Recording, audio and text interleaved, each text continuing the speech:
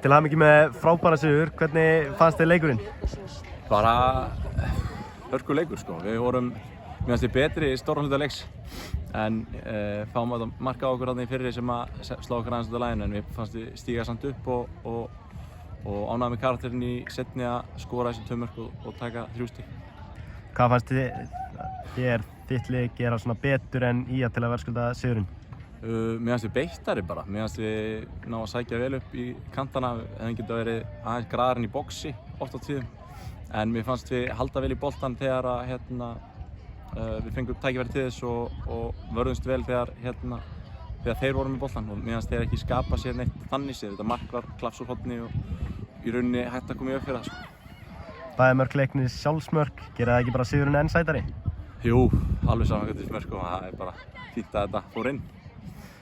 Komnir úr fallsæti, til hamingju með það, hvernig er tilfinningin? Bara flott sko, það er bara að halda áfram að safna í pokann og vera úr fallsæti þegar þetta er búið. Það var síðasta leikur fyrir tvískiptingu, hvernig leggst tvískiptingin í þig? Bara ótrúlega vel, ég er mjög spenntur fyrir þessum 5 leikjum sem við tökum í október og ég held að þetta verði þrusu skemmtilegt og svona haustbragur og hörku bolti sem við spila. Takk hérlega. Takk fyrir.